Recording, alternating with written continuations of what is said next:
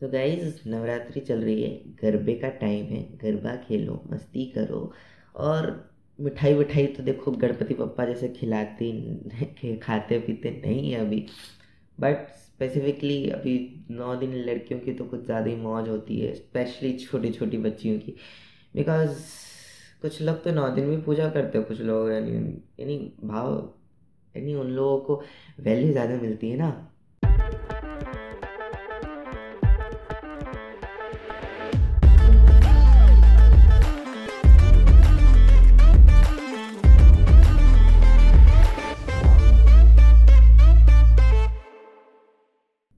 You know guys कि नवरात्रि चल रही है, और नवरात्रि में सबसे स्पेसिफिक भगवान जिनकी सबसे ज़्यादा पूजा होती है वो होती है देवी। देवी के 9 रूपों की पूजा होती है। बट डू यू नो कि देवी के सिर्फ 9 रूपों की नहीं, देवी के बहुत सारे अलग अलग फॉर्म्स होते हैं जिनकी अलग अलग जगहों पर अलग अलग तरीक़ों से पूजा होती है। So guys, I am Deepesh, और आज हम बात करने वाले थे नवरात्रि के बारे में, क्योंकि नवरात्रि यानी नवरात्रि के बारे में नहीं, देवी के बारे में। क्योंकि देवी के बारे में हम सब थोड़ा थोड़ा तो जानते ही हैं, पर मैंने सोचा थोड़ा और जानते हैं, थोड़ी बहुत बातचीत करते हैं, तभी तो आगे और ज़्यादा हम जान पाएंगे। मैं तुमसे कुछ कहूँगा, तुम मुझसे डीएम में कुछ कहोगे दीपेश टॉक्स के नाम पे। तुमको इंटर सेम नाम से इंस्टाग्राम पे आईडी मिल जाएगी, ट्विटर पे आईडी मिल जाएगी, तुम जाके मुझे डीएम कर सकते हो, हम वहाँ पे बातचीत कर सकते हैं। तुम मुझे यूट्यूब के नीचे कमेंट कर सकते हो, जो तुम्हारे फीडबैक्स हैं, जो तुम्हारे क्वेश्चन हैं, ठीक है ना। तो आज हम वैसे देवी के बारे में बात करने वाले थे, बट मेरे दिमाग में क्वेश्चन था कि यानी हमारे कल्चर में, हमारे इस जन्मभूमि पे बहुत सारे भगवान हैं, बहुत सारे। यानी आप देखो काउंटर पार्ट्स करो तो सबसे टॉप पे अगर बिठाएं तो शंकर जी हैं, विष्णु जी हैं, फिर उनके नीचे और भी बहुत सारे देवी देवता आ जाते हैं, फिर उनके नीचे और भी बहुत सारी कैटेगरीज हैं जिनकी हम पूजा करते हैं, जिनको हम मानते हैं। But Devi is in specific कि जिसे होल यानी पूरी ज़मीन पे, पूरे इस लैंड पे हर जगह किसी ना किसी डिफरेंट फॉर्म में पूजा जाता ही है। और सब जानते हैं, उनकी बहुत सारी बुक्स में भी लिखा है कि देवी यानी जो भगवान है वो अलग अलग हो सकते हैं। जैसे हमारे शंकर जी हैं, हमारे विष्णु जी हैं, जैसे हमारे राम जी हैं, कृष्ण हैं, गणेश जी हैं, या फिर और भी बहुत सारे भगवान हैं, इंद्र हैं, बहुत सारे सूर्य देव हैं, वायुदेव हैं, ऐसे बहुत सारे भगवान हैं, बहुत सारे जिनकी लोग पूजा करते हैं, देव हैं, भगवान हैं। बट जिन जिन उन सब के फीमेल काउंटर पार्ट्स जो हैं, ऑलमोस्ट हर भगवान के फीमेल काउंटर पार्ट्स होते हैं। हर भगवान का एक देवी का फॉर्म होता है जो उनसे रिलेटेड होता है।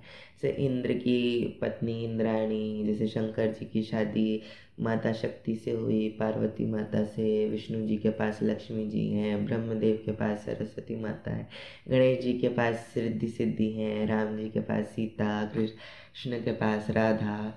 बट जो हमारी बुक्स हैं, जो वेदांत जिनको हम बोलते हैं, उनमें एक चीज़ बहुत बहुत क्लियरली बोल रखी है कि देखो भाई, भगवान ढेर सारे हैं, ऑलमोस्ट सबके फीमेल काउंटर पार्ट्स हैं। बट जो फीमेल काउंटर पार्ट्स हैं ना, वो ऐसे अलग अलग नहीं, भगवान अलग अलग है, पर जो फीमेल काउंटर पार्ट है वो सिर्फ एक है, शक्ति है, आदि शक्ति है, एनर्जी है। उनके अलग अलग फॉर्म्स हैं, यानी जिसको जिस तरीके की शक्ति की ज़रूरत है उस फॉर्म में उनके साथ वो शक्ति इनकारनेट हो गई।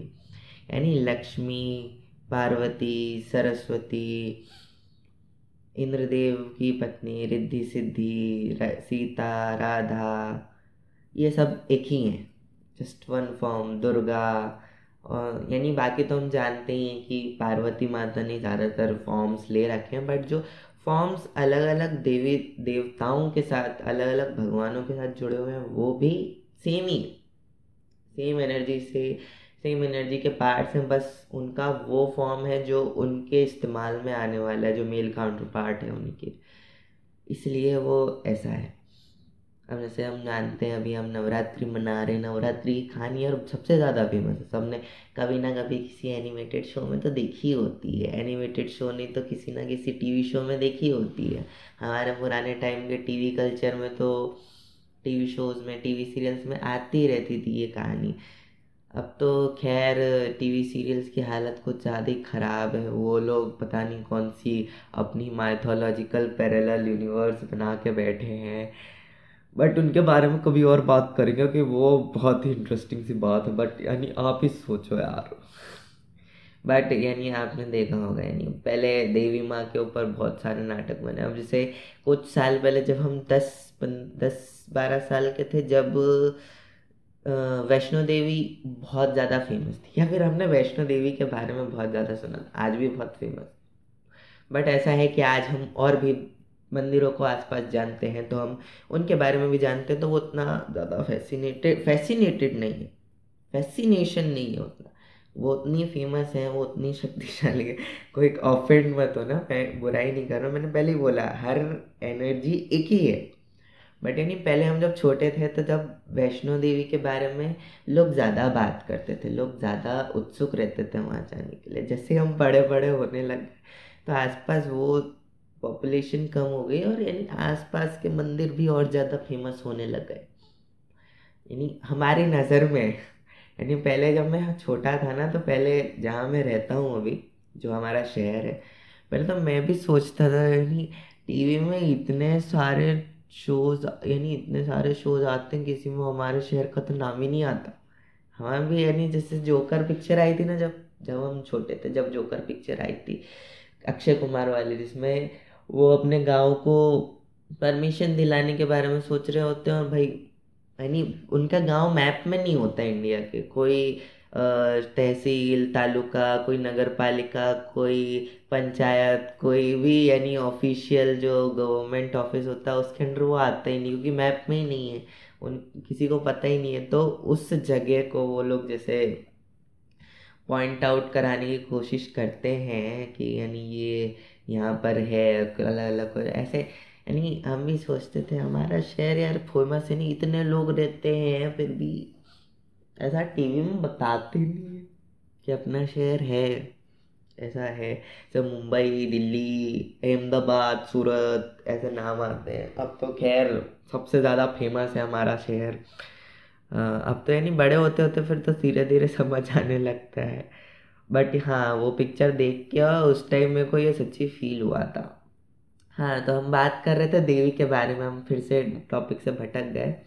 तो देवी माँ की कहानी देखो, सब जानते हैं कि महिषासुर को मारा था, 9 दिन तक उनका युद्ध चला था, 9वें दिन उन्होंने मार दिया था, कि 10वें दिन उन्होंने मार दिया था उसे। और ऐसे 9 दिन 9 फॉर्म्स में लड़ी थी, जिनके नाम आपको इंटरनेट पे मिल जाएंगे। उनके यानी अलग अलग फॉर्म्स, अलग अलग फीचर भी डिपिक्ट करते हैं। यानी अपने कल्चर में ना ऐसी बहुत सारी चीज़ें होती हैं, आप एक चीज़ को कैच करोगे ना, तो आप एक चीज़ से अलग अलग तरीके के मीनिंग्स निकाल सकते हो। जिस तरीके के आपके भावना होगी, जिस तरीके की आपकी सोच होगी, उस तरीके की आप मीनिंग निकाल सकते हो उस चीज़ से। आप स्पिरिचुअली उसको मीनिंग निकाल सकते हो, उससे आप भगवान के फॉर्म में मीनिंग निकाल सकते हो, आप उनकी स्टोरीज़ की मीनिंग्स निकाल सकते हो, आप उनके फीचर्स की मीनिंग निकाल सकते हो। नहीं, एंडलेस है, ख़त्म ही नहीं होती। तो सबसे ज़्यादा फेमस नाम है माता जी का, वो है, एक तो पार्वती माता बहुत फेमस है आपने, क्योंकि शंकर जी की जो पत्नी है फिलहाल, उनका नाम पार्वती है। और वो पार्वती माता ने बहुत, यानी पार्वती माता जो फाइनल इनकारनेशन बोलते हैं आदिशक्ति का, तो वो बहुत फेमस है। उसके बाद उनका और ज़्यादा फेमस फॉर्म है दुर्गा का, क्योंकि दुर्गा का ही यानी उन्होंने इनकारनेट हुई थी दुर्गा माता महिषासुर को मारने के लिए, सब जानते हैं। तो दुर्गा माता इज़ मोर फेमस, यानी उनका नाम ज़्यादा फेमस है नवरात्रि, स्पेशली नवरात्रि के टाइम पे। दुर्गा माता, ऐसे तो बहुत सारे नाम है, आप ऐसे नाम डालोगे तो ऐसे नाम ही नाम, नाम ही नाम, और हर नाम के अलग अलग रीज़न, अलग अलग फॉर्म्स उनने जब लिए हैं। दुर्गा माता के बाद आई थिंक वैष्णो देवी बहुत ज़्यादा फेमस है। वैष्णो देवी हैं, फिर वो जो 51 या फिर 52 शक्तिपीठ है। यू नो शक्तिपीठ की भी एक अलग ही स्टोरी है।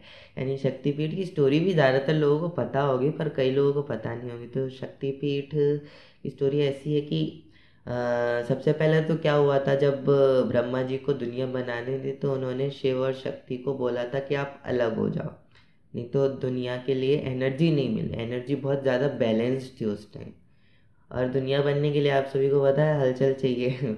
एटम्स में पता है ना, वो इलेक्ट्रॉन घूमते रहते हैं, इलेक्ट्रॉन्स के अंदर भी पार्टिकल्स में फ्लक्चुएशन होता रहता है। वो फ्लक्चुएशन का मतलब है कि वो एनर्जी सेटल डाउन नहीं है। जब शिव और शक्ति साथ में थे, एक फॉर्म में थे, एक साथ थे, जस्ट एक एक ही थे, यानी अलग नहीं थे, उस टाइम पे वो चीज़ थी ही नहीं, वो चीज़ एग्जिस्ट ही नहीं करती थी। बट अब एग्जिस्ट करती है। तो क्योंकि उनको अलग, यानी उनको अलग किया, तो उनने सोचा फिर यानी बाद में मिल लेंगे। ऐसे जब तक दुनिया चलेगी, जब तक शिव शक्ति उस तरीके से एक नहीं हो सकते।